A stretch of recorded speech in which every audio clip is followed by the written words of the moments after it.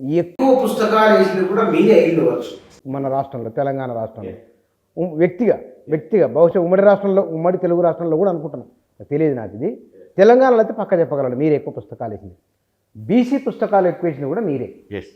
మీరు రాసిన కవిత్వము, మీరు వేసిన కథల పుస్తకాలు, మీరు వేసిన కరపత్రాలు, మీ మీటింగులు, బీసీలలో, బీసీ సమాజంలో ఏ మార్పు కనబడిందా? అది తప్పని నేను అనట్లేదు. మీరు అన్నది కరెక్టే. ఒకటేంటంటే, పుస్తకాలు వేస్తున్నప్పుడు పుస్తకాలు కవిత్వం పెట్టి కలం రాస్తున్న వాళ్ళు తెలంగాణలో ఉన్నటువంటి మొత్తం సాహిత్యాన్ని మొత్తం చూస్తే బీసీలు లేకపోతే తెలుగు సాహిత్యమే లేదు. బీసీలు లేకుండా తెలుగు సాహిత్యం, తెలుగు కథలు, తెలుగు నవలలు, అట్లాగే తెలుగు కవిత్వం అసలు కనిపించినటువంటి పరిస్థితి మనకు స్పష్టంగా కనిపిస్తుంది. కాబట్టి బీసీలు చేసినటువంటి, సృష్టించినటువంటి పాటలు, మాటలు వీటన్నిటి కూడా తమ ఐడెంటిటీ కోసం అని కాకుండా జనరల్గా వాళ్ళు రాసినటువంటి ఎక్కువగా ఉన్నాయి. బీసీల నుంచి వచ్చినటువంటిది తొలిసారిగా వచ్చినటువంటి కారంచెడు, చుండూరు సంఘటనలు జరిగినప్పుడు కూడా కంఠాలు బగిలేలా అరిచినటువంటి వాళ్ళు బీసీలు. దానిపైన కవిత్వం రాసిన వాళ్ళు బీసీలు, పాదముద్రలను రాసిన వాళ్ళు బీసీలు, బ్రహ్మాండమైనటువంటి కథలు రాసిన వాళ్ళు బీసీలు. కాబట్టి బీసీలకు సంబంధించినటువంటి చైతన్యం ఉంది. కాబట్టి ఆ చైతన్యం మీరన్నట్లు అదొక రాజకీయ చైతన్యం వైపు, మీరన్నటువంటి చైతన్యం తమకు రిజర్వేషన్ల హక్కుల యొక్క ఉద్యమాలుగా మారకపోవడము ఇది ఉంది.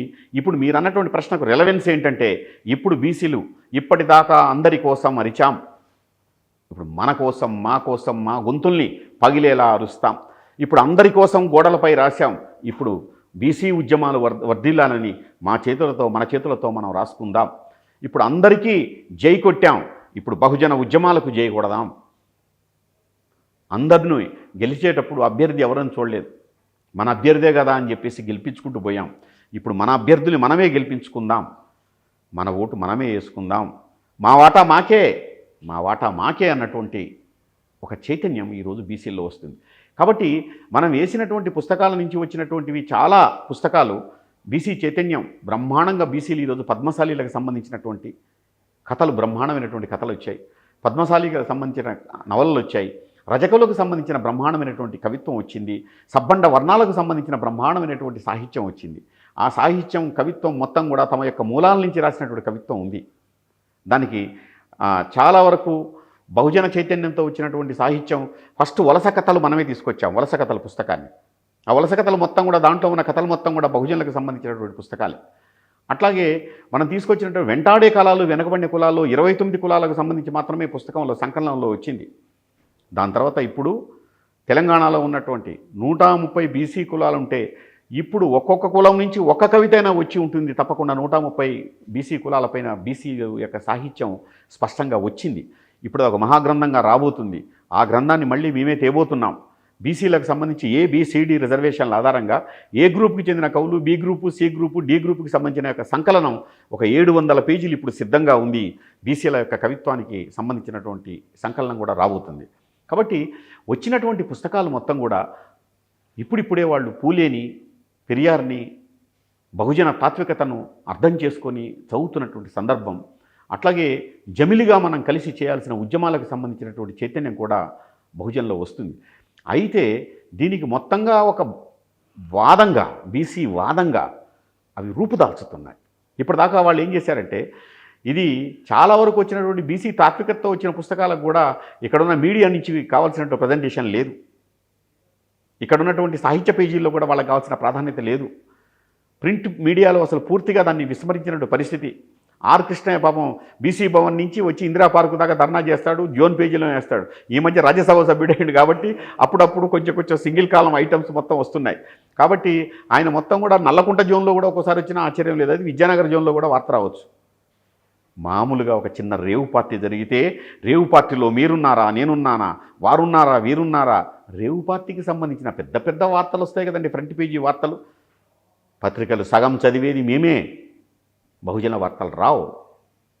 చూద్దాం, ఈరోజు కొన్ని వేల ఎలక్ట్రానిక్ కళ్ళు కనిపిస్తున్నాయి మనకు మొత్తం కూడా. ఎవరి వస్తున్నాయండి? బహుజనులకు సంబంధించిన ఎన్ని చర్చలు జరుగుతున్నాయండి? రోజు టీవీ డిబేట్స్లో ఎన్ని చర్చలు జరుగుతున్నాయండి? ఎన్నికల్లో రిజల్ట్స్ వస్తే ఆ రిజల్ట్స్ మీద అనాలిసిస్ చేస్తే నిజంగా వాడు గెలిపించినోడు బీసీనే, ఓడించినోడు బీసీనే, దాంట్లో ఎటువంటి తేడానే లేదని స్పష్టంగా చెప్తున్నా. బీసీ అన్న పదం ఒక్కటి లేకుండగా బ్రహ్మాండమైన డిబేట్ జరుగుతాయి. మన వాళ్ళు ఎనలిస్టులు, ఈ ఇస్టులు, ఆ ఇస్టులు ఎనాలిసిస్ చేసి చెప్తారు తప్ప చర్చని. ఈ దేశంలో మోడీకి సీట్లు తగ్గితే కూడా బీసీలు ఓట్లు వేయకపోవడం వల్లనే మోడీకి సీట్లు దక్కాయి. ఈసారి ఇండియా శక్తులకు కొన్ని సీట్లు పెరగడానికి కారణం కూడా దేశంలో కుల గణన అన్నటువంటి అంశాన్ని రాహుల్ గాంధీ వీధికి వాడవాడకు తీసుకుపోయి చెప్పడం వల్ల. వాళ్ళు అమలు చేస్తారా లేదా అది వేరు విషయం. బీసీల గొంతు కరకరా కోసింది కాంగ్రెస్ పార్టీనే కావచ్చు 77 సంవత్సరాలు. కానీ ఎన్నికల కోసం వాళ్ళు చెప్తున్నటువంటి మాట మాత్రం స్పష్టంగా కులగణన చేస్తాం, మా యొక్క జాతీయ ఎజెండా అని నాగపూర్లో ఉన్న ఏఐసిసి సమావేశంలో చెప్పారు. కామారెడ్డిలో ఎన్నికల్లో బీసీ డిక్లరేషన్ ఇచ్చారు. చాలా ప్రోగ్రెసివ్గా మాట్లాడుతున్నారు. ఉదయపూర్లో జరిగినటువంటి డిక్లరేషన్లో ప్రతి కాన్స్టిట్యున్సీలో 2 బీసీలకు ఇస్తామన్నారు. బీసీలు మొత్తంగా మాకు దూరం అయిపోయారు కాబట్టి బీసీలు మొత్తం కూడా మా దగ్గరికి రావాలంటే మళ్ళీ ఓట్లే అస్త్రం. ఆ ఓట్ల అస్త్రం ఏంటంటే బీసీ కులగణనటువంటి విషయాన్ని.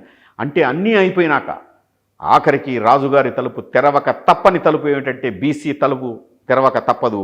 ఆ తలుపుని కాంగ్రెస్ పార్టీ తెరిచి కులగణన అన్నటువంటి అంశాన్ని స్పష్టంగా చెప్పింది. అంటే తెలంగాణలో బీఆర్ఎస్ ఓటమి కారణం బీసీలేనా? బీసీలకు చాలా వరకు కులగణన విషయం కూడా ఒక రకమైన ప్రభావం చూపించింది. సరే మీరన్న లెక్క మళ్ళీ 3%, 4%, 2% అంటారు. ఓటమికి సంబంధించి మోడీ బీసీల ఓట్లేలే, మోడీ ఓడిపోయాడు. బీసీల ఓట్లు కేసీఆర్ కూడా ఓడిపోయాడు. ఇప్పుడు ఒకటండి, బీసీల సామాజిక వర్గాలకు సంబంధించినటువంటి దాన్ని మళ్ళీ ప్రశ్నగా కూడా చేయాల్సిన అవసరం లేదు. ఓపెన్గా చెప్తున్నాను, 60% ఉన్న వాళ్ళు ఓట్లు ఎట్టేస్తే వాళ్ళు గెలుస్తారండి. 60% ఉన్నవాళ్ళు దేశంలోనైనా రాష్ట్రంలోనైనా అటు ఆంధ్రప్రదేశ్లోనైనా ఎక్కడైనా సరే.